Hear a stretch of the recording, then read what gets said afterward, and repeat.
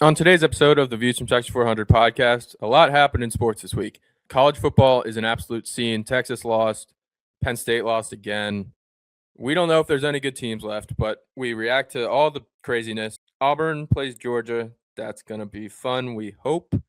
We have our NFL Week 6 confidence picks and some playoff baseball talk. Matt's Phillies are on the brink of elimination. They may be eliminated by the time you're listening to this, but we'll see what he has to say about his confidence level for the rest of the postseason and next year. It's all coming up next. Stay tuned. See you guys soon. And just like that, we're back.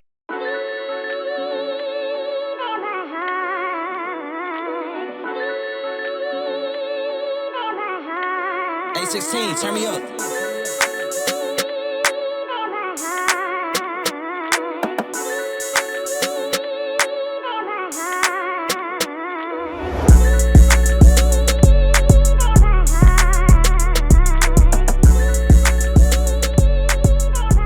Welcome to today's episode of Views from Section 400. It is October 9th, 2025. And Jack, might be time to go buy a lottery ticket, my friend. Why? Correct score, 31-28. You called it on the last show. Trevor Lawrence somehow does not fumble that football after tripping on the turf. Jags win. What, you think this is luck? This is work. This is hard work. I've spent countless hours watching football, man. No luck involved. If the Jags were going to get that win, it was going to be 31-28, exactly how it went down. Trevor Lawrence stumbling it all. That's exactly how he drew it up. Nearly a 3-touchdown game for Trevor Lawrence on the ground. Well, you saw Ben Johnson with Jared Goff, Caleb Williams run the trip play. Well, Liam Cohen, who's twice as good as Ben Johnson, ran the double trip play. So that's what you're going with? It was on purpose at the end there? Yeah. Hard work. We practiced that. Liam Cohen through 5 weeks of the NFL is my coach of the year. He's a bad man. There with Shane Steichen. And if you asked me in the beginning of the year if I would say two coaches would be the leader of the clubhouse for coach of the year out of the AFC South, I would have called you delusional. I would have called you a moron. And I would have told you to stop paying attention or commentating on any sports because you clearly don't know ball. But what the hell do I know? The AFC South has two teams for now at the top of the NFL. Yeah, top of the AFC, top of the NFL. I mean, it's crazy, and not taking anything away from the rest of the 4-1 teams out there, but we could be 5-0 if it wasn't for some crazy calls in that Bengals game. Yeah, I mean, if you go back and you never call a game on one play, but if you want to go back and reverse that Travis Hunter DPI, which was not DPI, it was not. Got his head around, got the hand on the ball, we'd be a 5-0 football team, and the only 5-0 football team. Am I an outsider that hasn't watched enough Jaguar football to say, please take him off the field on defense and just let him play offense? He's just so good. He's a really good corner. He's just so good. He's so good at corner. He's so good at he's just good at football. At this rate, he's going to get injured and miss time. At the way he's playing, it's what it is. You saw it on Monday night. He got a little banged up. He sat out for a few plays. Just 5 weeks. But he's still only playing like 60 snaps a game. It's not he's playing 80. Doesn't matter. But let's go back and just look at the importance, like on some of those plays, coming up and making some big tackles on defense, some pass breakups. Had that big, people wanted a flag, but he had that defense on Travis Kelce that forced the punt. It was just really good plays. That huge catch that he had, maybe the catch of the year already. Over 2 defenders. Just he's an incredible player. I agree. I would be concerned as a Jaguar fan, regardless of how much time he's playing. He's playing on both sides of the football. Monday night should be a wake-up call to, hold on a minute. We have something really special brewing. We have a really special player. He's in his rookie year. Let's maybe pump the brakes on both sides of the ball. I do think that's my opinion. I do think you're going to see some management with him where he's not out there as much. If we can get a game where we have a big lead, critical times in the second half. Exactly. Something. Right. get him out there, on the field to make big plays. And if he can handle more than just the big plays, if the conditioning comes in, the stamina kicks in, and he's able to be out there for more than just the big plays, then I'm, all for that, obviously. But, we do need him. He's a phenomenal player, phenomenal athlete, offensively, defensively. Get him out there as much as we possibly can, both sides of the ball. And now might not be the time to get those snaps down too, because you just lost Brenton Strange. And if you kind of need a guy in the middle of the field that's going to make some tough catches now. Yeah, dude, football is, injuries in general are just crazy. But did you watch the play that he got hurt on? He was blocking. He was on the offense, on the line blocking, sort of stance, but went out for a route and just pulled up after about 6-7 steps. And normally that's like a lower leg injury. It was his hip. Not really sure how that happened. I don't think you see that all too often, but it pretty much looked like a non-contact hip injury. Yeah, it's almost like might have to check his birth certificate. Maybe he's 40 years old, 50 years old. That shouldn't happen to an athlete in his prime. No, I don't get it either. But what's he it has look been like years down the line. I don't know, but he has might been an need to get absolute some baller AI for us hips. this year. So what I'm talking about, man. But nice win by the Jags on Monday night, prime time. Woke up the NFL to Duval ball. Put him on the map, baby. Big op for the city, for the franchise, and just so happy they came through on Trevor's 26th birthday. Shout out Trevor. Yeah, and you were right. Lot of crazy fans in the stands on Monday night. A lot of red though. Everybody's got their visiting fan section, and if I'm in KC in the fall, I wouldn't mind getting out to Jacksonville for a nice weekend. So I can't blame them for wanting to make the trip out there. It's a beautiful place. It's been an Indian summer, man. It's hot all over the country. Trevor Bank is pretty big too. You can fit a lot of opposing fans in that stadium. Saw a lot of red on Monday night. A lot of red. I will say we were watching it here, and they were doing a lot of pans to the visitor side of the stadium, which, yes, fair, did have a decent amount of red in it. But I was like, yo, why aren't they showing the other 75, 85% of the stadium that is completely covered in teal? It's Red October. You have to show the red. Is it Red October? We'll get to that later. Hanging on by a thread.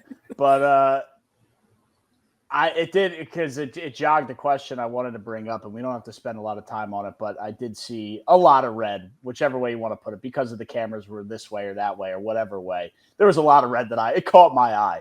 And I wanted to see what you guys thought were the top 3 traveling fan bases in the National Football League, and then kind of an opposite way to do it, the bottom 3 traveling fan bases. And I think the top 3 are going to be a lot easier to pick up over the bottom 3, but curious where you guys lean on which way or the other. I say, maybe we can start on one and go to the other, but who is the 3rd most traveling fan base? Top 3. I'm going to go Bills. Are the Bills in the top 3? I go Niners and Eagles, and then I don't know who the 3rd is. I'd go Niners, Bills, Cowboys. Dude, the Eagles travel pretty well, man. I would have the Eagles over the Bills. I'm also thinking I'm putting the Cowboys there because there's Cowboys fans everywhere. That's why I was going to put the Packers in the top 3 as well. I'm talking you go and you see, I don't know. I guess there's a lot of Eagles are definitely up there. But yeah, I might put the Eagles in there with the Packers and the Bills. I think that might be my top 3. Mine would be Niners, Eagles. And that 3rd spot, I maybe the Bills. The Bills doesn't jump off the page as much as it is for you guys. I know they have Bills Mafia and the home games are nuts, but it's not jumping out at me as clear as it seems to be for you guys. It might just be because I was living down in the Miami area, and when the Bills came to town to Miami, they took over Fort Lauderdale. But I don't know. I also think that them living up in upstate New York, it's pretty nice for them to get out of town during football season and go travel somewhere. Easy to save your money up there too. Yeah. For football games. Interesting question. Bottom three, definitely bottom two, I think, is Cardinals, Titans. And I don't think it's much of a – we were talking about the Cardinals fan base on the last show. Yeah. Yeah. Cardinals, Titans. I really want to put like Texans? Texans could be. Could be close. Saints travel well. The Chiefs we saw on Monday night. I mean, the Chiefs 10 years ago, I don't know, I'd say. But obviously, is there just like a poor-ass team? I mean, to be fair, Jack, Jacksonville was probably in the bottom three for a while until, they started making some noise over the last – they got their playoff win.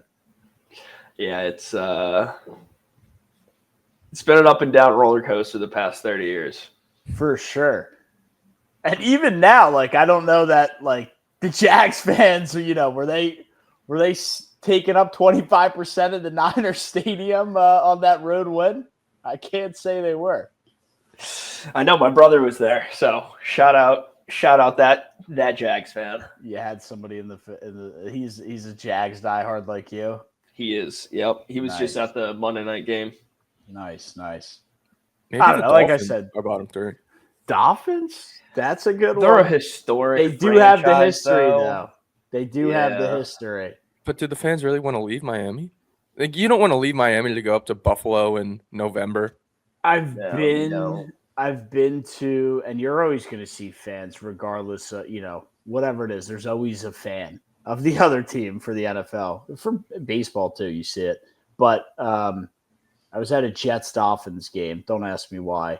And there were some Dolphins fans. It was at Jet Life, and there was a decent amount of Dolphins fans. I think there's a lot of kids in the New York area that had parents that grew up with Dan Marino and kind of got indoctrinated into that culture.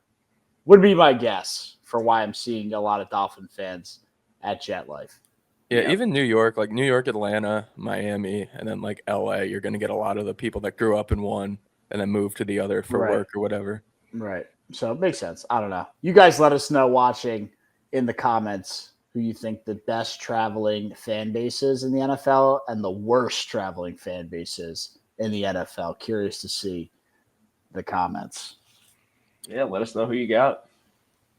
Yeah, well, they travel pretty well. Well, the Cincinnati Bengals, they got a new quarterback. They travel decently well. They got the Houday. I won't put them at the bottom, but they're not. I don't even know if they're in the top 10 for me. I wanted to put them in the bottom 3, but I met a dude who lives in London who's a big Bengals fan, so that immediately takes them out of the conversation for me. That's why I kind of had the Jaguars not in the bottom 3 because they got a lot of London fans. Yeah, and before we jump into the Bengals, I know we call Jacksonville the London team, but a stat we saw over the weekend, the Vikings are 5-0 in London. They might be the new team. And Jack, here's an opportunity for you to jump on that train. Let them have it. Let them have it. We don't got to do that anymore. The London Vikings make sense, close to the Nordic area of the North Atlantic and Viking area. Makes sense. I'm sold. Take it. Well, we do know they like to drink. What's the drink in London? Gin and tonic. Gin and tonic? Probably gin and tonic. They get fucked up. But all right, the Bengals got a quarterback, Joe Flacco, who now has the opportunity to join Jack Kemp as the only quarterbacks to win a game against the same team with 2 different teams in the same season. I love it. Plays the Packers this week. Beat the Packers with the Browns. All glory to Joe Flacco, South Jersey talent. Bet of the weekend, Joe Flacco 300 yards this weekend. Lock it in, book it. I don't care how long he's been in the building. You saw him do it with the Colts last year against the Jags. He was there for a week. Joe Joe Flacco, 300 yards. Book it. I mean, it's pretty fair to say that entering age 40, entering year 20 in his NFL career, this is going to be the best offensive skill set of players that he's going to be able to work with. It's going to be pretty exciting. If he's allowed to throw the ball 40 times a game, I'm going to be excited for that. See, I would be very He excited. absolutely will be throwing the ball 40 times. That offensive line is so bad. And if there's a time for Joe Flacco to realize, just let me go home and spend some time with my family, it's Micah Parsons bearing down on you 15 times. For the second time of the year. For the second time of the year. Hammering Joe Flacco 300 yards. How much of this is the Jamar Chase fantasy wishing? Zero. I'm just a big Joe Flacco guy. Dude, they're gonna have to, and they will. I mean, Jamar Chase and T. Higgins have both looked very good this year, and it's just a shame that they don't have anybody that can throw them the football. Jake Browning, of course, he hasn't. He did great against the Jaguars, and hasn't been able to do anything since. Just the bane of our existence. But hey, Flacco could be the big upgrade. They have no odds listed yet on DraftKings for passing yards, but I agree. Brian, the upgrade this they could be the needed. save for your bet. It could be. And they're like the one leg I really need. Because the rest of it's looking pretty decent. What was your bet again with them? I'll pull it up. I'm pulling it up right now. So it's the parlay. It's Jaguars to win the South, Bengals to win the North, the Chiefs to win the West, Rams to win the West, and then the 49ers and Commanders to make the playoffs. What is that? It's $5 to win $1,000. Wow. So if the Bengals can make something happen, might be seeing some cash outs soon. Yeah. That definitely helps because Browning hasn't been good at all. But no, I mean, dude, the pieces are there. Chase Brown's been a little disappointing, but Jamar Chase, T. Higgins, they got pieces there. All you need somebody is to get them the ball. Sam Darnold would look fun in that offense. See, they don't have a line. Like Chase Brown's running for 2 yards a carry. But yeah, they're bad. They are. They also don't have a defense. That too. Yeah. There's a lot of things wrong with that football team. We've kind of talked about how you have to win in the trenches to be good in the NFL. That's been the theme of the season. And the Bengals their trenches don't exist. No, they do not. They don't. So whatever. Nice upgrade, but let's see what happens. Move on. All right. Well, we could talk some playoff baseball. I might as well start with they're in a hole. They're deep in the trenches. The Philadelphia Phillies. They're in a hole. Play tonight as we're recording at 9:00. I don't know. I don't know how to feel, man. You would think they could get one win. You would think they should have. They should have won at home. You saw a couple of these teams in other respective series are getting wins and hanging on for dear life and trying to build some momentum. You get a win, it builds momentum. This is the rare case where getting away from home, getting away from Philadelphia probably helps you out a little bit because you're all you got right there. You don't have the fan base behind you. So, you can say what you want about Philly. There's a lot of pressure playing here, especially in the playoffs. So sometimes getting away from that, you're just there with your guys and you're in a hostile environment. Philly isn't necessarily a hostile environment, but it's a pressure-filled environment. And that's why you see some of these guys try to do a little bit too much and not have the discipline at the plate. And you see Harper, a guy who shouldn't be tensing up and guessing and struggling. Trey Turner, like, here's a chance. Not that it's a clean slate, but it's kind of a different environment to get away from, the pressure-filled, crazed Philly fans. And, who knows? They won 2 games at your place. Why can't you go win 2 games out in LA? They've done it before. They've done it this year. I don't see why they can't do it. So that's the optimistic approach. Now, the pessimistic approach, they've looked like shit the last 2 games in terms of just having any sort of cohesiveness and chemistry. Again, a little bit in the beginning, then faltered out in game 1. They, too little, too late in game 2. But, the way that the pattern is going, the Dodgers have just been kind of too strong, been there, done that, and just can get the big hit when it's needed, can tack on an insurance run when it's needed. And the Phillies have showed times to be able to do that. The problem is it hasn't been consistent enough and it hasn't been clutch enough. 2 things that the Dodgers have been able to do. So I think that's what's going against the Phillies. To throw the cherry on top, Aaron Nola, who has looked horrific. He sat on the IL for an extended period of time. I don't even know if he was injured. They just did it because he was horrible. But he's going tonight. I know they'll have a piggyback with Ranger, and I want to think that they can get it done. I know people are scared of Yamamoto. I'm not. But, tag him up, get to the bullpen. Yamamoto has gotten tagged up before. He's not this unhittable force that, hey, Nolan Ryan's going out there and the series is over. Anything could happen. Brian, I know you're a Yamamoto fan. You think the Phils are going to tattoo him tonight or what? He can get tagged up. That's not me being delusional.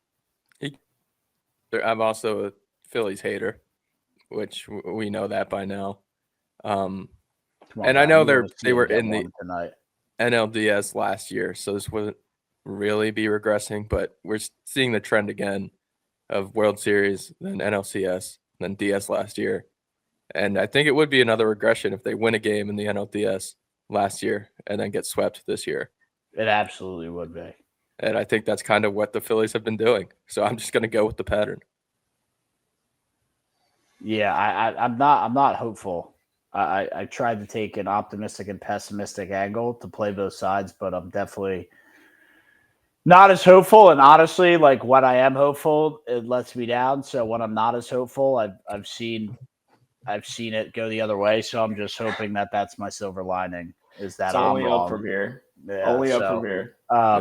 And I think it's also important to remember the game they did win against the Mets last year was back and forth craziness. If they end up on the wrong side of that, this would be the second year in a row they get to the playoffs and then don't win a game.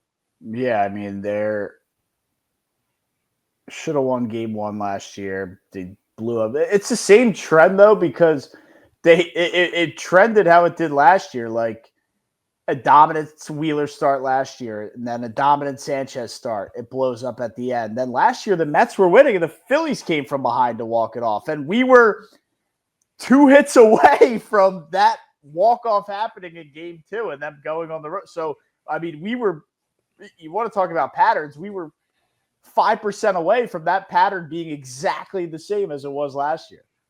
Yeah, it's ugly. They just didn't get the walk-off at game 2. Now the question rises, do you want to re-sign Schwarber and do you want to keep this core? Is it time to just try something new?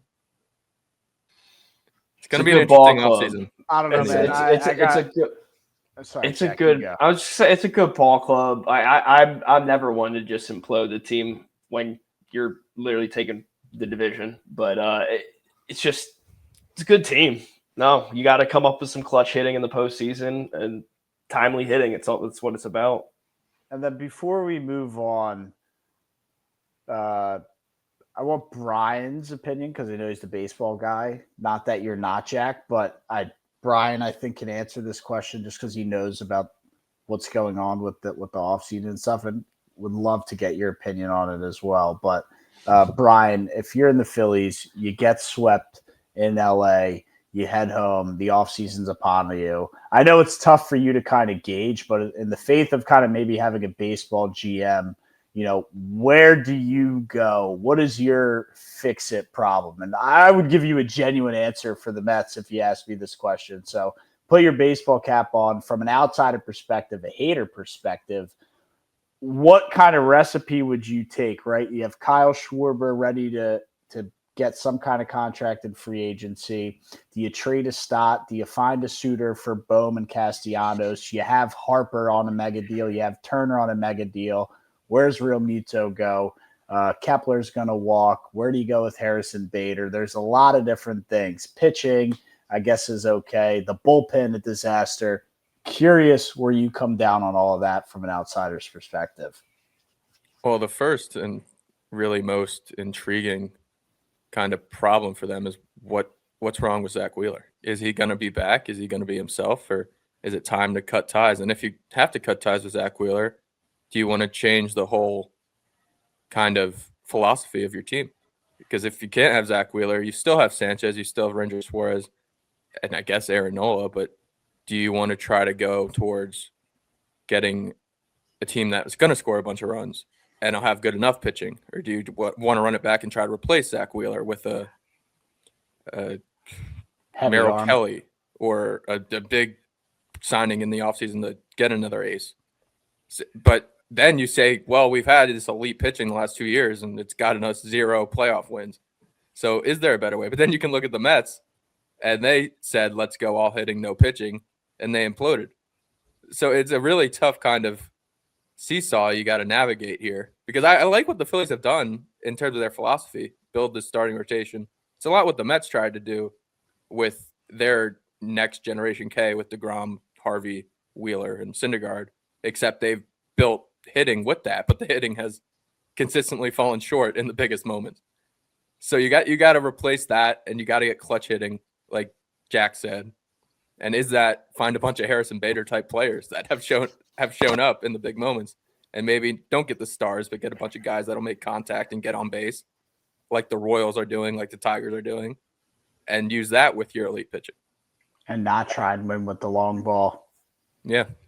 Well, let me ask you guys this. Is it really as simple as two things? One, stop being insane and finally get some relief pitching. It was what got you sent home last year, and I remember you saying they didn't do anything to address it, and it was clearly a big issue after the game one.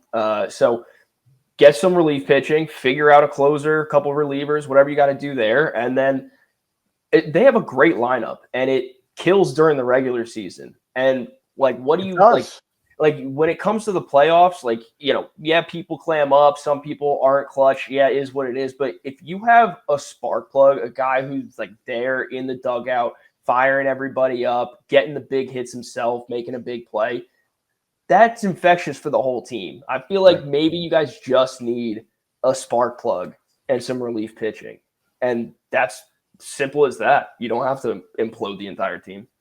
That's what Harrison Bader was, and why you saw an electric. I mean, they got swept in New York. It was they were 3 or 4 games up, whatever it was. Bader started going off, and the Phillies ended with like a 12 or 11 game lead in the National League East. Nobody ever would have predicted that. So there was moments there. They had the spark plug. The problem is, and I don't know what kind of witchcraft curse is cast over that stadium in Citizens Bank Park, but for whatever reason, when they get to Red October, maybe they're going to stop calling it Red October. I don't know. But whatever happens, it's not Harper goes cold. It's not Schwarber goes cold. It's not Cassiano. It's Trey Turner. It's JT who had some nice moments. It's like every single guy goes cold, and then they start to panic. And you can see the panic. You know when somebody's loose at the plate and when they're panicking. Watch the first pitch, and it's a sweeper 45 feet outside, and the guy's swinging before the pitch is even thrown out of the pitcher's head. That's panicking. That's guessing at pitches. That was Volpe last night. It's what it is. It's you're tense, you're panicked, and you're guessing that you're going to get a fastball. And the ball's and that's why it looks horrible and infuriating on TV. Because you're like, how the hell do you swing at that? You swing at that because you're guessing. I can go up there and guess. These guys getting paid all this money should not be doing that. It needs to be a better approach at the plate. I don't know if that stems from coaching. It shouldn't. All these guys are in their 30s getting paid millions of dollars to do what they've done for the last 20 years of their life. They should be able to figure it out, have a better approach, especially in the playoffs. They don't. And that's the biggest thing. I just don't know how you restructure, recreate, whatever you want to call it, the entire lineup, right? Like you're not that you're stuck with Harper. I still think he's a good player. It's 2 games that is bad. I know it's over the course of last couple of years of the postseason, whatever, but some injuries this year too. I'm sure there will be a story after the year that he was injured during the playoffs. I'm sure. I can't wait for that. But it's, with Harper, you're with the guy. Trey Turner, you're with the guy. Sure, you can maybe get rid of Real Muto. Boom. Not really tied into. But I think Trey Turner and Harper, yeah, they're there. Wheeler already said he's going to retire at 37. He's going to be there whether, he has a lot left or he completely falls apart. He's done too much for this franchise that they're not going to that they'll just trade him or let him go. He's going to play out his contract. So those, I think, Wheeler, Turner, and Harper are at least for the next 2 years with Wheeler. And, Harper and Turner, shit, man, they got another 8 years at least. I mean, those are good cornerstones to build your franchise around. I mean, if you're saying that those are the 3 guys that are going to be there and not moved, there are worse guys to be tied to. Yes, agreed. Like Jason Bay. But that was 15 years ago. That was a long time ago. Yeah. Jason Bay. There have been a lot of bad we're jabbing at the years. Phillies. I had a jab. Yeah, Chris Davis. Josh Hamilton wasn't great. There's a lot. And it's always these big-time sluggers who, I don't know. Just lose it. Steroids and lose it. Speaking of steroids, Jose Alvarado, has been a big playoff moment guy for us. Him not being eligible for PEDs definitely doesn't help anybody because he's the one who comes in for Strahm in those last 2 games where Strahm got blown up. Can't be cheating. It's clearly cost them. Am I going to put the series on that? No. But if I'm Alvarado, I'm looking in the mirror like, let your team down. I kind of am a pretty big part of why this kind of went off the tracks in the playoffs, and we were very hopeful coming in, and after 2 games, all hell's breaking loose. It's going to be very interesting, and the Philly season is not over. Like, for all we know, they can win 3 in a row here and then go win the World Series, but it'll be an interesting offseason in the NL East because if the Phillies do get bounced here early, you have that disappointment, you have the Mets disappointment, and then you look at the Braves, like, they really knew they were out early. They bounced back. The Marlins finished on a high note. The Nationals are going to get better. Like, it's going to be a very interesting division for the next couple of years. Yeah, it won't be the best in baseball, but it'll be interesting. I think it'll be competitive top to bottom, which is something you don't always see in baseball. So yeah, I don't know if that's good or bad for us, Brian, but at least for the rest of baseball, it'll be competitive. It hurts more that this window has kind of been missed because, really, it felt like last year the Mets should have had one, and the Phillies should have had one when they lost to the Astros. Right. They might. Phillies should have had 2. They should have went back to back. They would have beat the Rangers in the World Series. Yeah. I think like the Rangers were not that good that year. The Diamondbacks just ran out of steam because they used it all against the Phillies. And then what was that? 4-0, 4-1. I mean, that World Series wasn't even close. Yeah, that was even close. Ugly. Yeah, nobody even remembers that World Series. Yeah, I do. But that was a good Cinderella run. 2 Cinderella runs. I mean, the Rangers weren't any good in the regular season that year either. No. That was a horrible World Series. Was that shortstop or third base? Corey Seager. Corey Seager had a great playoffs. Yeah, Seager had an insane playoffs. Whatever. All right, other notable playoff games. Casey Mize, Jack. Big start today. War Eagle. They pulled him after 3 innings, but he had 6 strikeouts. Tigers win to set up a do-or-die game 5. Tariq Schoolball on the mound, so they'll probably be favored in that against the Mariners. My World Series pick, I believe.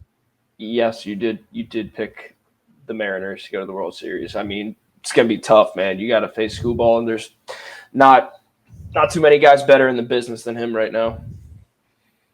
No, I do think the Blue Jays are the clear favorite, and I know they blew it. Aaron Judge finally had his playoff moment. Hit that 3-run home run off the foul pole. Yep.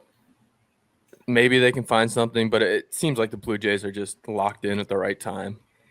I mean, the Yankees showed a heck of a fight after being down 6-0 yesterday. I think it was 6-0, and I think I saw Vladdy up 2 for 2, like had a home run already in the game or something like that. And I'm just like, He's hitting like 600 in the series. Yeah, It's he's a beast, but I'm just like, oh, like, this game's over. It's like the 6th inning, 6-0, like this, or maybe not 6th inning, but I was like, this game's over. And yeah, no, heck of a fight by the Yankees. I was watching Volpe take hacks at pitches 3 feet above his head, so I didn't have a whole lot of faith in them. But Judge came up, playoff choker.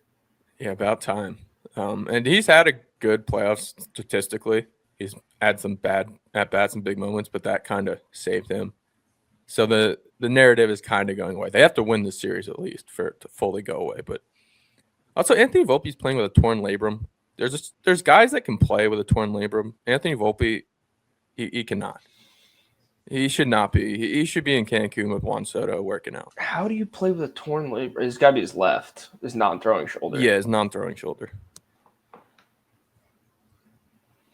Yeah, the Yankees whatever. are a weird franchise. Dude, I got people saying, fans saying they're dead. F this. They win last night, and I'm getting Undertaker like sitting up in the WWE ring memes sent to me all morning. I'm like, dude, like you guys are fucking so hot and cold. You're like, they're dead in the water. Fire Boone to holy smokes, here's the run. Yeah, I mean, if they win Game 4 at home, they're gonna have all the momentum in Game 5. So you never know, but it'll be interesting. Last series here, the Cubs and the Brewers. I mean, I think the Dodgers are just gonna run over whoever wins this series.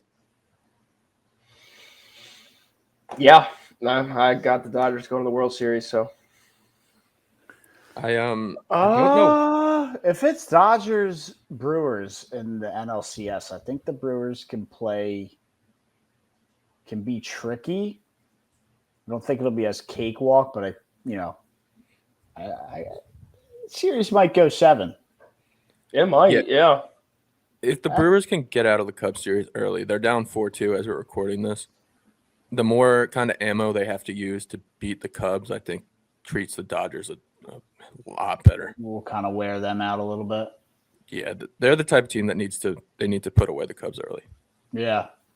And still 6th inning, down 2. Decent amount of baseball left in that one. Yeah. And Jackson Chourio came up lame in Game 1, I think, and he's back, but that would have been absolute panic button for them. But that's baseball. Yeah. That's baseball. It's really, I know everything is 2 different seasons, but baseball is the most 2 different seasons. Like, I don't know. Football, it's like long. Football, it's like, is football you don't really get the Cinderella runs in football, I feel like, unless I'm missing something. Occasionally. But like not really. I mean, you have the Giants both Super Bowls, but that was a long time ago. Long time ago. I think both of those are pretty Cinderella. Kind of Cinderella. Foles was pretty Cinderella. But they were the 1 seed. Yeah, but you lost Wentz, so that kind of makes it Cinderella. Yeah, and you were playing Brady. Roster was still loaded. You're playing Brady. It was loaded. Like that also is Goliath. Trying to think of any other. It's kind of hard with revisionist history because the Chiefs are the have been ones there where it's like these, not dog shit teams, obviously, but like teams that like sneak in and go on Cinderella runs. I mean, you don't really see it in the NBA. I don't really saw it with the Pacers. Pacers kind of just went on a little bit of Cinderella run last year. That was more the East just sucked. Yeah, I think that had a big part of it. But to an extent, yes, Jack, I agree. But like the East did suck. Tatum goes down. There's a lot going on there. Yeah, but, I think the special point here is that football, like the experience and being there and have done it before, that really matters. I think a lot more than some of these other. Because, I mean, at the end of the day, it's one game in football versus series. And, if you lose game 1 in a series, you can get some experience from that, fight on and make a run later on. Or just get hot and have that for a couple games. People think that they have all the time in the world. Like, oh, we can come back in game 2. Oh, we can come back in game 3. And they don't. Football, it's 60 minutes. One and done. You're there and you're ready or you're going home. Agreed. Definitely, a one and done makes it a little tighter where experience and the know-how and just, go in, do a job and get out and you're on to the next where, we see teams go up 2-0 in a series and that's not enough. So, yeah, I'm really trying to rack my brain for Brian's got his thinking cap on. the last Cinderella football team. But really, Dude, ever doesn't since happen. You're like, oh, well, the Giants, 15 years ago. That actually won the Super Bowl. Yeah, it's hard because you have. I would say it was the baseball and Eagles, hockey. and if you don't want to give it to the Eagles, then it's the Giants. Yeah, there had to be. Nothing I else. mean, it's tough because it's most of these teams that make the run at least have a quarterback. And in football, you mainly see it's the teams with the best quarterbacks are the teams at the end. Like the AFC, it's the same thing all over again. Instead of Brady, Manning, and Rivers, it's Burrow, Mahomes, and Josh Allen. And the NFC now is just the Eagles. And occasionally the Rams with Matt Stafford. Rams hang around. The Packers are trying to be relevant. The Lions. Kansas City, Commanders and Dan Campbell. Rams. I guess the Tampa Bay. Commanders would be a Cinderella last year, but they didn't beat the Eagles at the end. Yeah, they would have needed to make the Super Bowl for me to. I think it's like make the Super Bowl, then I can call it a Cinderella run. Making the Super Bowl. Okay, so we can look at some losers. Yeah, The Commanders would have been the closest. For the I think. sake of Cincinnati. the argument. That's Burrow, though. For the sake of the But argument. that was his second year in the league, right? Yeah, they had a great year. And they had Jamar Chase. Like, they were a good team that year. All right. And I think they had already beaten Mahomes before that championship game. Because they were calling it Burrowhead.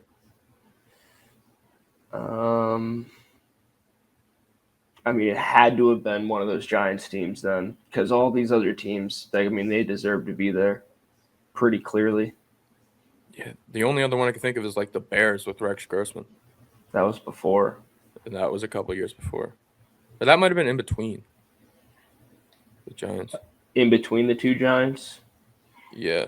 Might have been the year after the Giants. It was the year before the first Giants. Okay. I think Devin Hester housed a kickoff to open that Super Bowl. Yeah, they still lost to Peyton. Yeah. All right. College football. College football. So the worst a preseason number 1 AP team has finished since 2012 was Georgia last year at number 6. I think we're now locked in for Texas to set a new record with that. I say 2012 because that was USC that year, and they finished unranked because of the Reggie Bush kind of stuff they had going on. They lost a bunch of scholarships. They couldn't play in a bowl game. Yeah, it's kind of BS. But yeah, Texas, I think it's panic time for Arch Manning in Texas. Are they even going to make the playoff? I don't think so. They're probably going to lose to Oklahoma this week, and then where do you go from there? Yeah, the expectation for this team was simply way too high. They are the Florida State of last year. Just all the expectation in the world preseason, and like why? I mean, I understand that everyone's like, the overhyping of Arch should be a crime. So the quarterback for Oklahoma, John Mateer, I think is questionable, but leaning towards playing, not officially declared. Think there's a lot of value on Oklahoma money line right now. I think they can beat them without him. Texas is favored. I don't know about all that, but if Mateer is leaning towards playing, I think because if once he's called active or officially going to play, I think that number on the line starts to sway a lot more towards the Sooners. And right now it's even, maybe even favored Texas slightly. Texas minus 110, pretty much pick them. Yeah, I mean, look, Texas is not just Arch. They are a very good football team around him. Well, I shouldn't say very good football team. I should say That defense is really good. they've got talent around him, but yeah, I feel like if we're looking at Arch as like the only part that's not working right now, I feel like that could get corrected any one of these games. I think they need John Mateer. I do. Maybe For this specific rivalry game, I think that him playing, I think that's why he's leaning towards playing, is because they know that, it's around. You guys have seen the Iron Bowls for freaking years. You know this game just means a little bit more, and you can kind of throw the records out the door. Are they at the Sugar Bowl, or is it at one of the? I think it's in Dallas. Yeah, okay. But it's like kind of Cotton Bowl. It's not a Jerry World because I think the stadium's outside. Yeah, I always mix up cotton and sugar. Sure, there's a joke there, but my brain isn't quite there. Is your brain not working right now, Brian? Yeah, I know I say that too much. Anyway, I know you guys want to. Oh wait, are we still recapping shit? Well, yeah. We can clown Penn State. Yeah, they suck too. I mean, come on, man. UCLA hires some random guy, offensive coordinator. They fired everybody. They bring, what was his name? Jerry something, Newhouse, whatever the hell his name was. They bring him in. He's now the head coach. For 48 hours as the head coach. Doesn't know how to work the microphones on the sideline. Nico calling his own plays because he can't communicate with the head coach who's supposed to be calling the plays. And you go out and knock off Penn State, there's tickets out there, a lot of them, probably a lot of money on Penn State to win it all. And now that bet is most likely dead because you lose to an 0-4 dead-in-the-water program like UCLA. I don't care. It's on the road, especially coming off a loss. You don't have that team ready to go. I've been saying it for years. James Franklin is not the guy.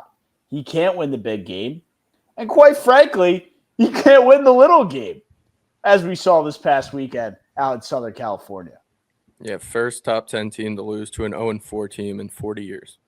I mean, dude. Quite Franklin, he needs to be fired. And that's what a lot of people are calling for. One, it's like, well, where do they go? I'm sure you can find somebody who's up and coming. Maybe Dabo Swinney, do you pry him away from Clemson? Interesting there. I don't know. He wants to come up to the Big Ten. His style doesn't fit the Big Ten.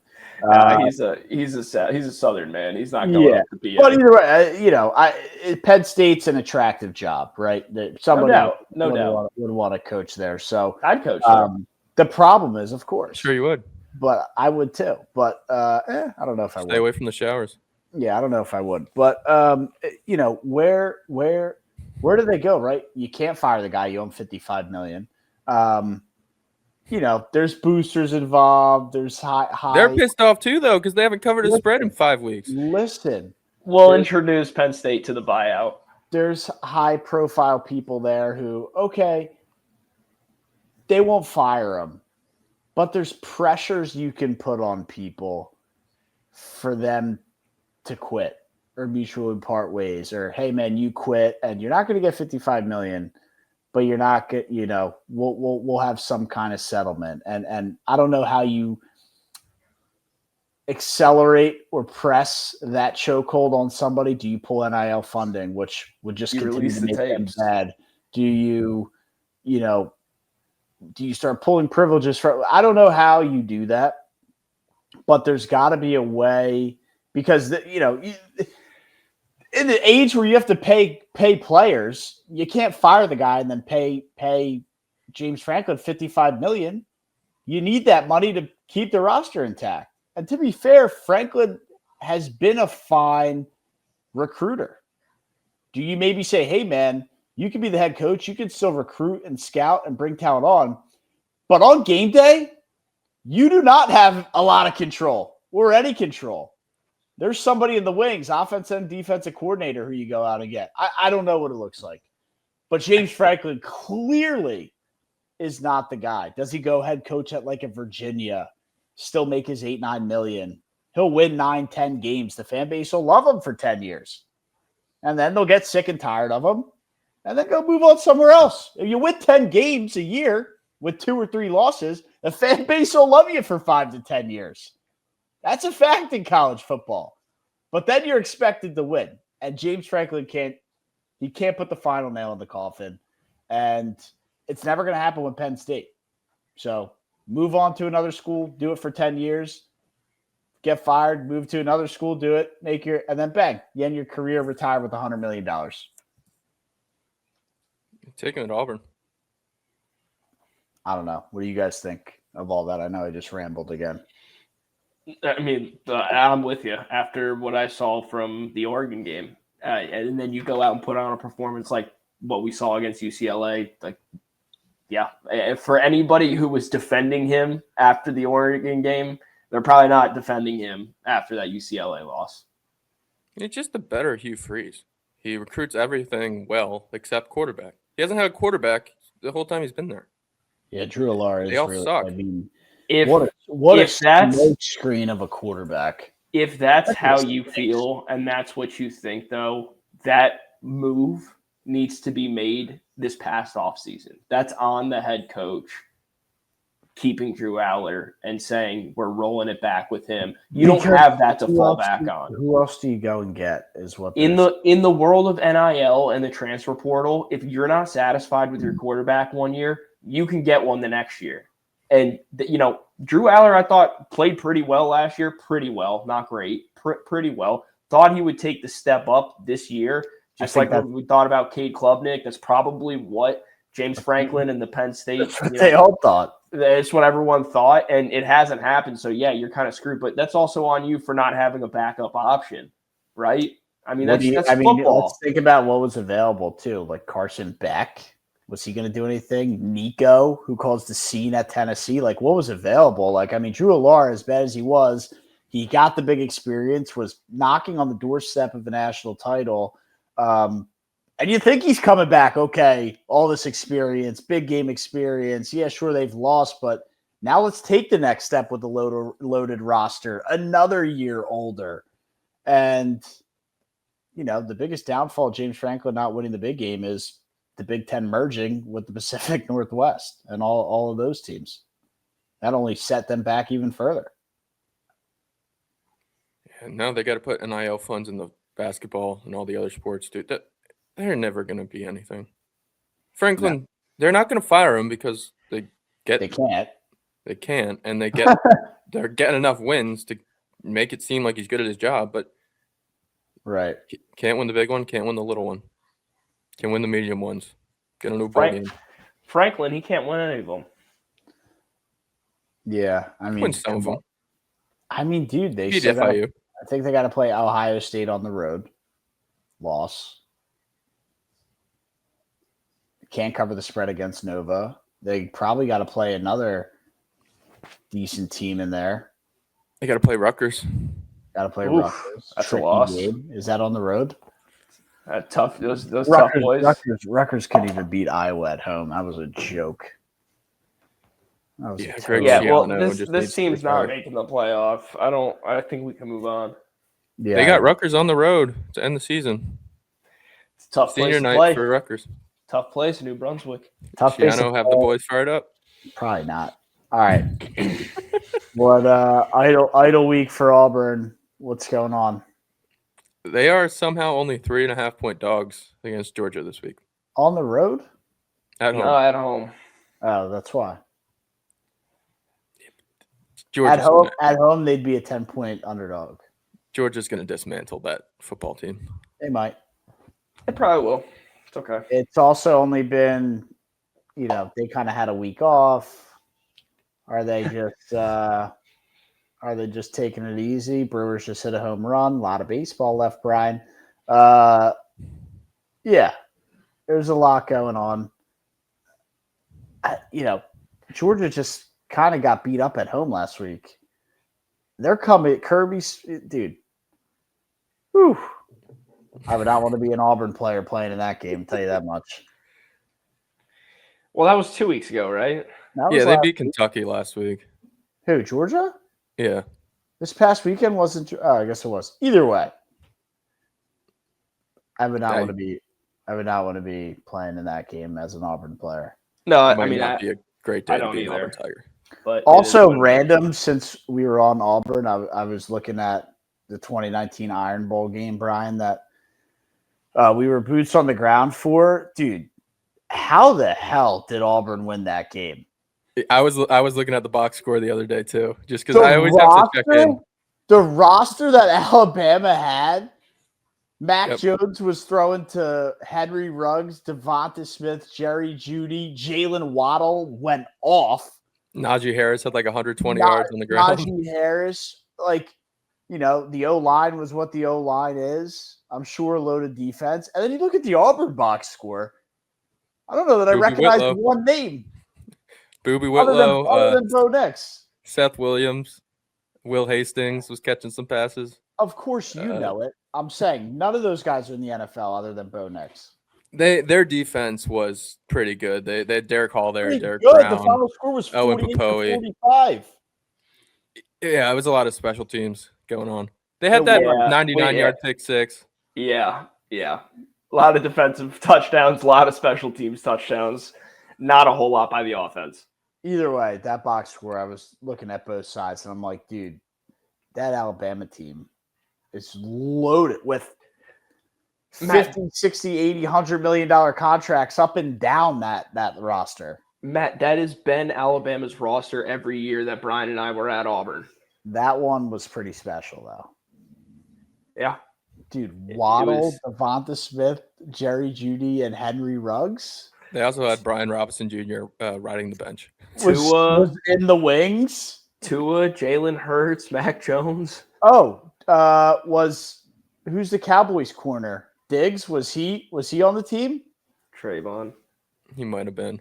Roger He McCreary might was have- the he best might corner have in that game, been though. Will Anderson. Oh, no. Well, he's newer, but He wouldn't have been there yet. I yeah, don't know, no. I man. mean, there's Either just way, so many that- guys that have been on that box team over the score years. was nuts. Yeah, it's pretty amazing to look back on and see that they won that game. Yeah. Shocking. Derek Brown was a dog. He He really was. Yep. helped out there. He was. Gutman almost got him back to the crib. His words, not mine. Yeah, it's not Derek Only Brown. his words. Any other college football we want to talk about before winners and losers here? No, other than North Texas money line to get put on the map against University of South Dude, Florida that's- on Friday night. That is a huge game. That's a Lock fun it in. Friday night game. Fun Friday night game. The winner of that's going to have the control their own destiny to get that playoff bid as the best group of five. Yeah, I think so. Are you going to fade your North Texas team, Brian, like you did already once this year? No, I'm back on. I will be backing North Texas. I learned my lesson. I think I like backing them as home dogs as well. Probably will be a pretty – I don't know what their stadium looks like. Hopefully it's not a boo-boo-ass stadium. It's not great, but the dean, I guess it's the president. They got a track around the football field. Yeah. They gave the students a half day on Friday to pack the stadium. Okay. So they are preparing. That's hilarious.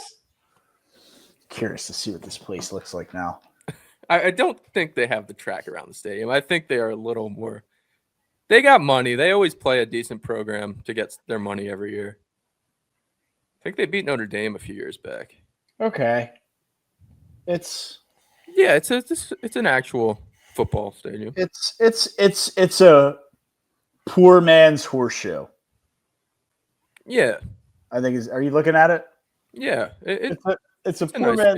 stadium. You could pack that out and get it loud. It'll be a fun game on Friday, that's for sure. Fun Friday night game. But all right, winners and losers.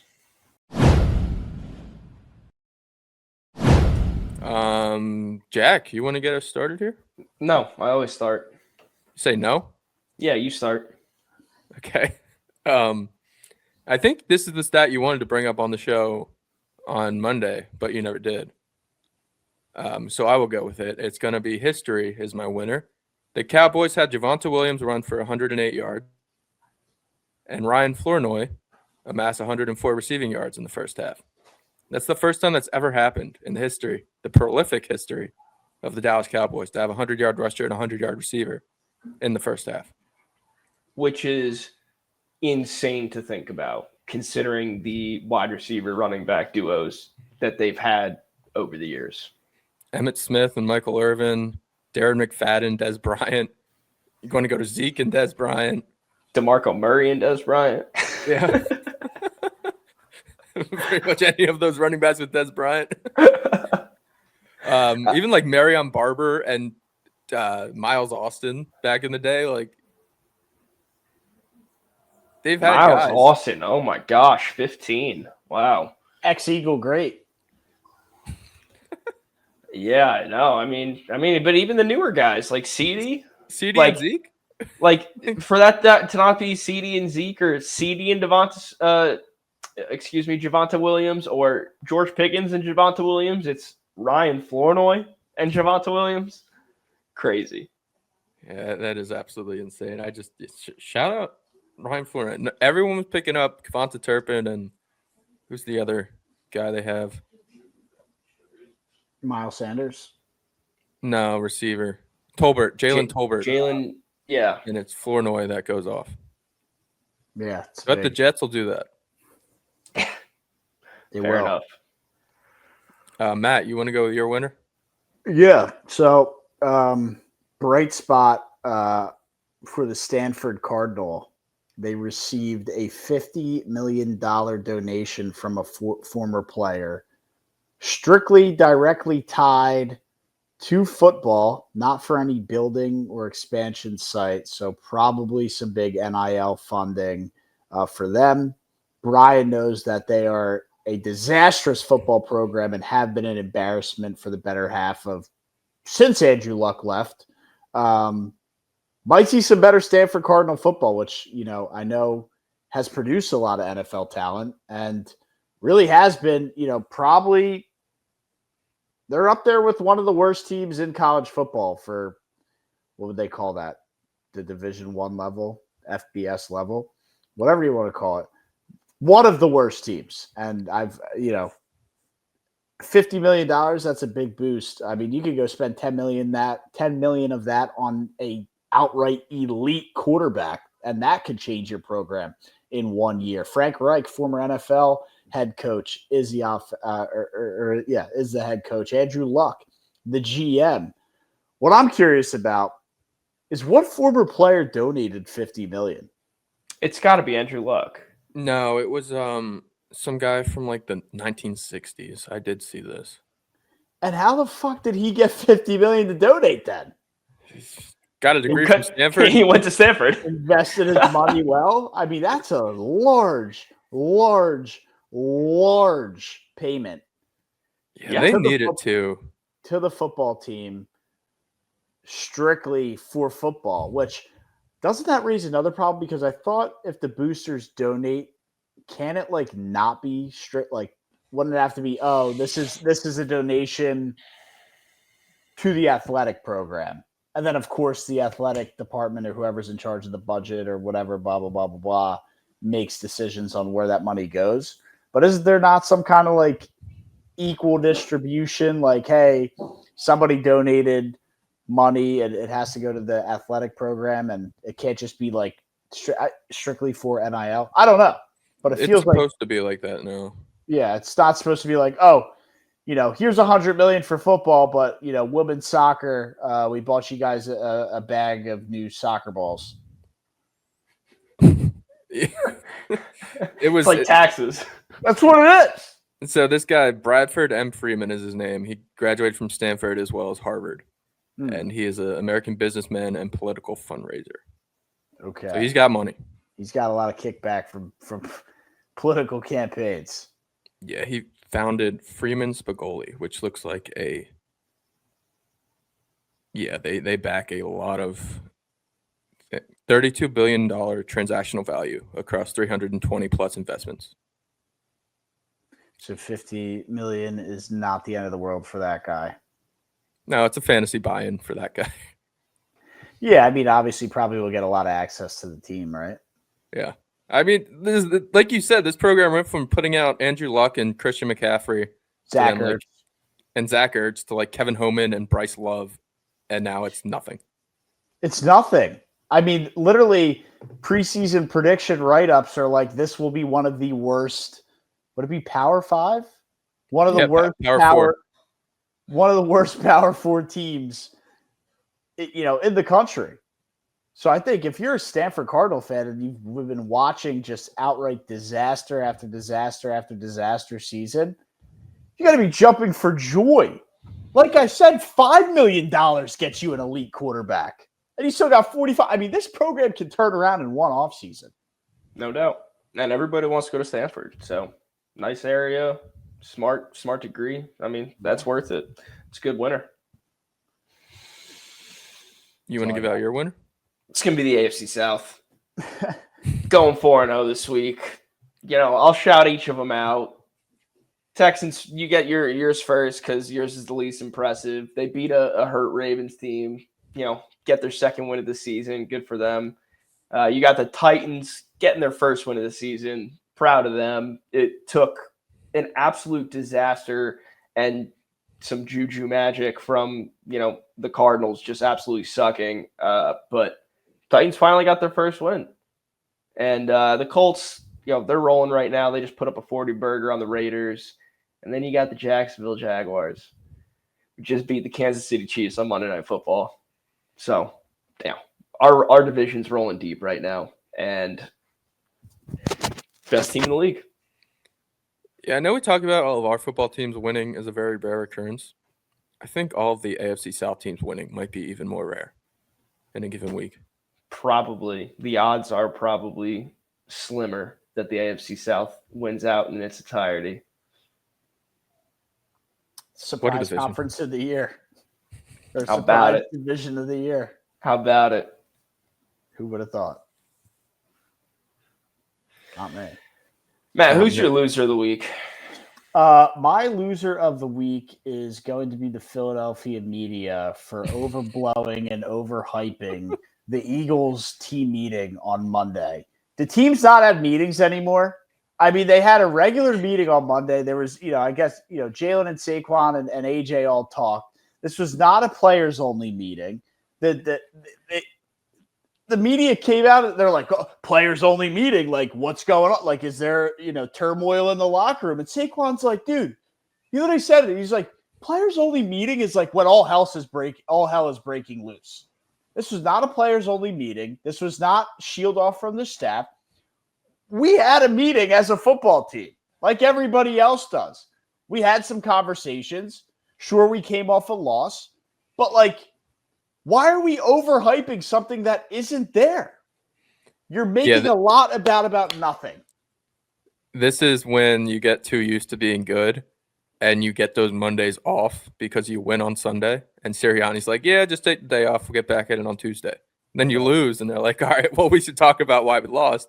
It's like, why are you there on Monday? You shouldn't be at the facility. Right. And it just got blown. Saquon had to do a double take. He's like, dude, players only? He's like, we had a meeting. Everybody, Jalen defended it. AJ, he's like, this was not like a players only. Saquon was like, dude, you do that when all hell is breaking loose. All hell's not breaking loose. He's like, I played in New York. All right, yeah. we are not there yet. He's like, I've ran some players only meetings. We are not at that stage. We're 4-1 football team. We're not at that stage. So Philadelphia media gets my L of the week. Fair enough. Jack, what's your loser? I want you to go first, Brian. Okay. Well, we didn't talk about Alabama Vanderbilt. I could talk about it now. I know Diego Pavia is he's got very Johnny Manziel. Johnny Manziel was on the sideline, Vanderbilt sideline for this game, but he channels his inner Johnny Manziel. He likes to talk shit, and most of the time he backs it up. Well, Vanderbilt, of course, lost in Tuscaloosa. And as he's going off the field to the tunnel with his teammates, There's like a 50-something-year-old Bama fan that's just irate, yelling at the kid. And it's, dude, why are you yelling at? And I understand, obviously, he's a Bama fan, so he's probably doesn't have morals, but this is a kid. It's a college kid. And yeah, he's talking shit to the players on the team you like. You're 30 years older than him. What? Why are you yelling at? First of all, just don't yell at athletes. Don't yell at a college kid. And I know he's old.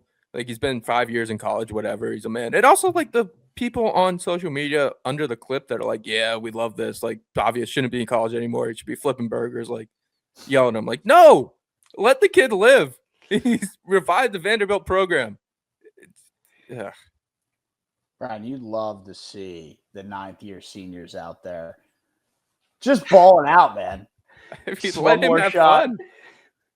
Is it as bad as the punter, D3, Lycoming College in Central PA, that's 63 years old?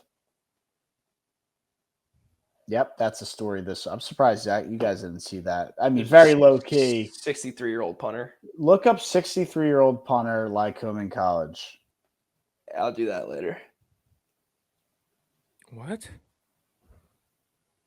Is it a community college? No, they're D3. How do you get eligibility at this age? I mean, Well, I think you always have eligibility. Like, you could play if you're 90 years old. If you never played Luke Larson punts for Villanova, and he's 33. Dude, I could have sworn. Half of BYU's roster is like 30. Okay. Tom Sillo, a 58-year-old father, is set. Yeah, 58-year-old freshman football player. All right, so he's 58, not 63. My bad. Huh. Shout out, Tom. My loser of the week is going to be, in light of talking shit, the Seahawks fans who were talking shit to Baker Mayfield. I don't know if you guys saw that, but as the Bucs were coming out of the tunnel pregame, some Seahawks fans were chirping Baker while he was standing there with the team, and he's just giving it right back. And you know Baker's a competitor. He's chirping him right back. And the best part about the video and the exchange and everything is you see all of Baker's teammates around him start smiling. And, you know, it's probably because he was saying some funny stuff, but it's also because they're like, oh, we're going to kick ass today. We're definitely going to win today.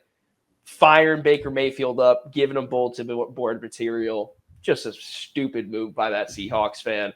He's taking the L this week. Yeah, you should know by now to not yell at Baker Mayfield. Everything that you give him is going to be used as ammunition. Everything.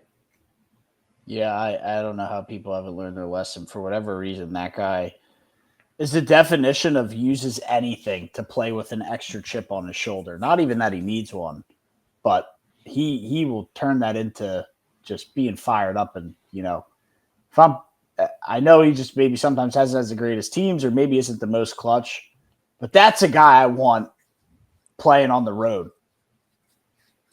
Yeah, he's like the Scarlet Witch in Marvel. Every time he gets attacked, he just channels it and shoots it back out at someone else. And it's normally the cornerback, and Emeka Ibuka is making a 70-yard catch. Yeah, what a start to his career he's having. Yeah, I mean, if the defense wasn't so porous, you know, if they had Shouldn't have gotten rid of all those Auburn Tigers. If they had an elite defense, dude, I mean, shit, how are they not Super Bowl contenders? Yeah, defense was elite. Shit, I don't know. There's still a shot. I feel like they can maybe compete. Yeah, for sure. But like, dude, if that defense was elite, I'd be rattled as an Eagle fan. Fair enough. Yeah. But I still think, you know, at worst, our offenses are tied, and the Eagles' defense I have a lot higher than the Bucs' defense. They need to win enough games to get the home field throughout the playoffs if they're going to make it to the Super Bowl. The Eagles took that place over. They almost blew it, though. They did almost blow it.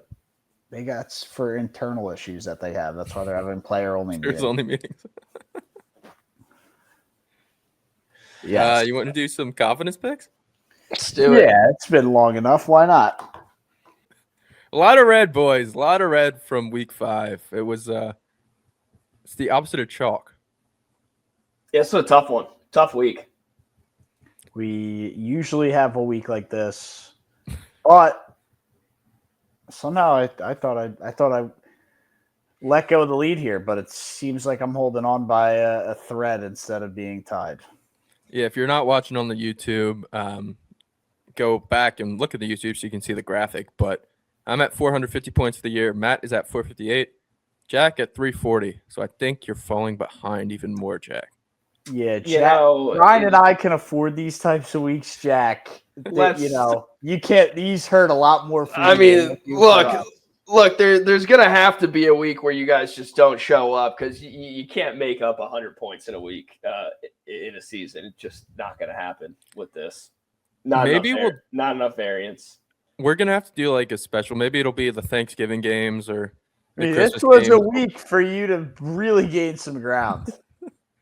I mean, but let's be real here. We had a lot of the same losses. I guess I could have propped up a couple of the guys. Take the Titans over the Cardinals. If I put the Jags up at 14, we could have had a little bit of a swing there. But have some faith in your former quarterback and Bo Nix on the road. I mean, these are decisions you can make before week 5 to give. I can't. I've not bought in on Bo Nix through 20 weeks of his career. I will not start now. Spencer Rattler, former SEC great, getting his first win. You could have been on the right side. Stop it. The Rat Pack. I'm with Jackson Dart. All right. Well, maybe Thanksgiving I'll give you like a 1.5 multiplier on your picks. Why? No. Maybe I'll be great. Maybe I'll just be great. Maybe I'll be great. I like that plan better. That would be a way better storyline. I'd also like to. You want a fucking handout? No, I don't. What I do want, and I've made clear already, is the ability to swap a pick before game time if we find out the starting quarterback isn't playing. Well, you should have known that by now. Yes, I don't believe I am injury specialist Dr. Jack Albanese. Yeah, your views from Jack. You are Dr. Views from Jack. Change the handle. Apparently. Is it illegal to call yourself a doctor if you're not a doctor? I don't think there's stolen valor for doctors. If you're trying to do medical treatment or give medical advice, okay, I could see. But if I just want to, have Dr. Colon on Twitter or X, is that allowed? Frowned upon, maybe. It's definitely frowned upon. Or illegal? I think it's legal. You might want to go with doc. Or not. Well, I guess who's or Dr. the full Dr. Locks from the Friday Beers guys? Does he do DR? Yeah. Yeah, but I feel like it's more courtesy to actual doctors to write out doctor. I don't give a fuck. They're already fucking have their egos fucking huge regardless. Look, all you need is a doctorate, and as far as I'm concerned, Matt has a doctorate in ball. Yeah, you can be a doctor in ant studies. Yeah. You can be a doctor in marketing. I found out this past weekend as well. I have a PhD in ball. Isn't that just a doctorate? Yes, Brian. That is what that is. All right. Am I kicking it off because I'm in first? Yep. Unfortunately. See, dude, I just really wish I had the theme song behind me as I'm reading this off. But we start on Thursday Night Football. As you're watching this, we'll get the biggest one out of the way first. The Eagles take down the Giants. Terrible spot for the Giants to be taking on the Eagles after a loss here. Short week for both teams. So we go Eagles over Giants. Broncos over the Jets in International. I think London. Cowboys over the Panthers. Bills over the Falcons. Packers over the Bengals, which I just found out about Joe Flacco today. Don't love that. Patriots over Saints. Colts over the Cardinals. Rams over the Ravens with no Lamar. Chargers over Dolphins. Steelers over the Browns in a tricky AFC North matchup. Commanders over the Bears. You remember that crazy Hail Mary from last year. The Bucks over the Niners. The Seahawks over the Jags. That's a major toss-up for me, though. I just think there's a lot of emotion for the Jags. Seahawks coming off a tough loss. They needed a little bit more. Lions over the Chiefs. And the Raiders over the Titans as my least confident because that game really can go either way in the two worst teams of the NFL, as far as I'm concerned. No faith in Spencer Rattler for a second straight week. No faith at all. I like what the Patriots are doing, like what they're building.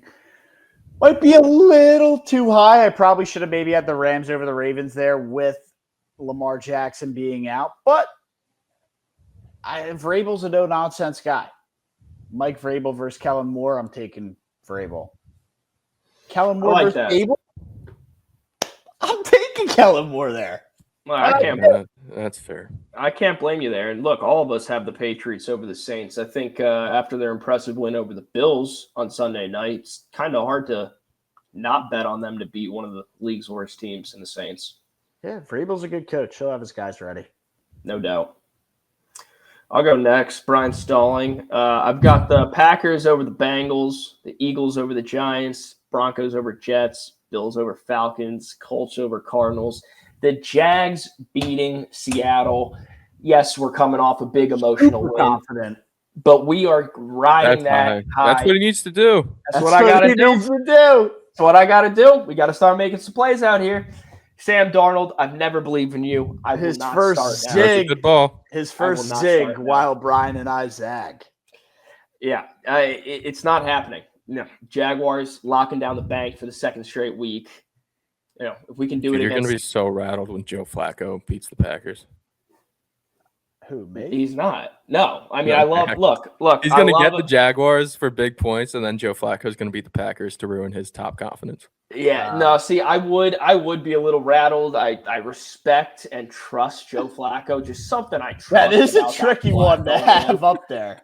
But at the same time, the Packers coming off the bye week, rested up. I mean, figure out a couple kinks with the receiver room. Josh Jacobs going to find his. He's going to absolutely tear through this Bengals defense.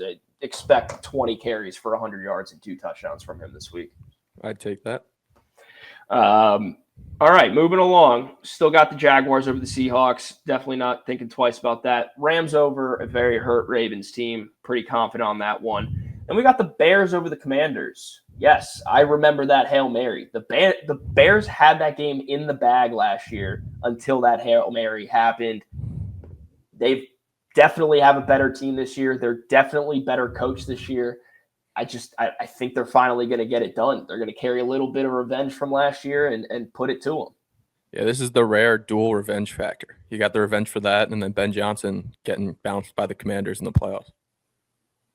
I didn't even think about that one. That's a good one too. Yeah.